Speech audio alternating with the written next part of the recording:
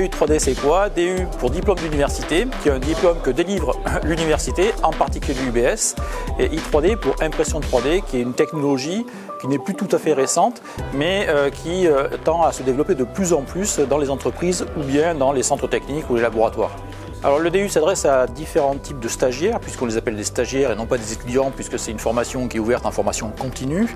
Et donc elle est ouverte à des personnels qui sont déjà en poste dans des entreprises, par exemple, et qui souhaitent se perfectionner, qui souhaitent optimiser l'utilisation qu'ils ont de l'impression 3D. Mais il s'adresse aussi à des demandeurs d'emploi, via des financements de la part de Pôle emploi par exemple, ou bien aussi à des auto-entrepreneurs, c'est-à-dire des personnes qui souhaiteraient monter leur entreprise autour de l'impression 3D. Je suis ingénieur en mécanique. Je compte créer ma société en fait à la fois de modélisation 3D et d'impression 3D. Alors je suis venu chercher en fait une autonomie, être complètement autonome, pouvoir un peu analyser les problèmes qu'on peut avoir en production, analyser les problèmes qu'on peut avoir en modélisation et puis avoir des connaissances supplémentaires au niveau de la matière. Je travaille au centre de recherche du groupe Hutchinson, basé à Chalais-sur-Loing, dans le Loiret. Donc c'est un groupe mondial qui travaille à peu près dans tous les domaines. Les plus connus, c'est les pneus de vélo, les rondelles de Bocaux pour le grand public, mais on travaille sur l'aéronautique, l'automobile, le caoutchouc, les thermoplastiques. Donc dans ce cadre, au niveau du centre de recherche, on est appelé à développer la R&D du groupe pour les années à venir. On s'est donc intéressé à l'impression 3D sur un des projets depuis à peu près 2 ans. Chercher des compétences pratiques, des connaissances techniques sur les machines. Parce qu'en fait, on s'est très vite aperçu que lorsqu'on achète une imprimante, il y a la partie commerciale, mais derrière, on a très peu trouvé de soutien technique. Notamment sur les problèmes de matière, les problèmes de machines. Et on a trouvé cette formation assez complète qui correspondait bien à nos besoins. Donc, je travaille au centre de Kerpap, dans un centre d'appareillage intégré.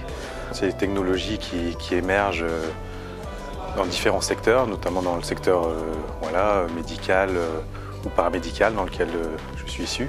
C'est assez vaste comme formation, on a plusieurs modules différents, des choses auxquelles on ne s'y attend pas, travailler sur la chimie, les matériaux, les plastiques.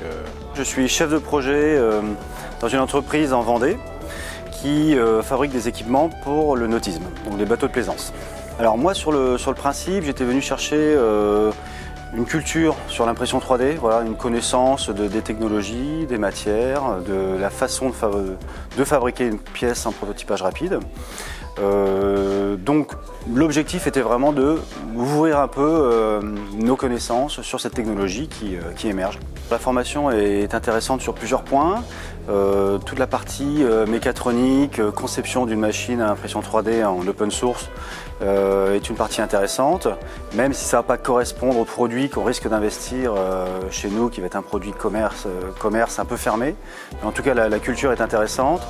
Il y a des parties plus ardues, comme l'électronique et la matière, les matériaux utilisés, qui sont moins faciles d'accès, sachant qu'on est sorti quand même des études depuis quelques temps et il faut se remettre dans tout ça et c'est pas évident tous les jours. Je suis un créateur d'une entreprise depuis 2-3 ans autour des activités de type maker Fab Lab. Donc en clair des machines open source, impression 3D.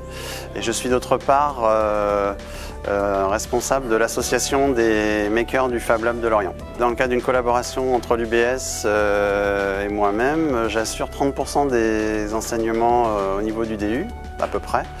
Je m'occupe de tout ce qui concerne la machine elle-même.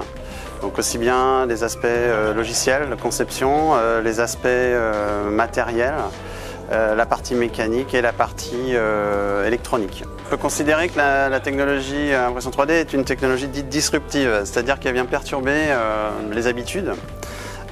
Donc il y a un peu une phase en ce moment du côté des entreprises on regarde, on essaye d'évaluer les possibilités et en même temps on a déjà des process bien établis et l'impression 3D, il faut qu'elle trouve sa place à l'intérieur des écosystèmes ou des process existants.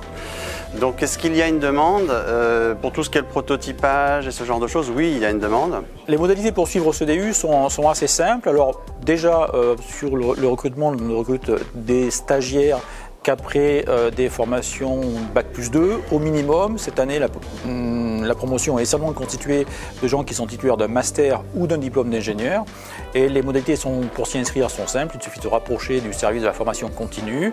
Savoir aussi que la formation est dispensée sur un volume horaire de 120 heures et que ces 120 heures sont réparties sous la forme de 5 sessions de 3 jours chacune.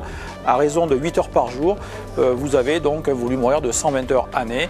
Donc chacune de ces sessions est dispensée, une première en décembre, une deuxième en janvier, une troisième en février, une quatrième en mars et une cinquième en avril, de manière à pouvoir laisser la possibilité aux stagiaires qui viendraient d'horizons assez lointains de pouvoir ici s'installer pendant 3 jours dans la région de Lorient et de pouvoir repartir dès le jeudi matin dans leurs entreprises respectives.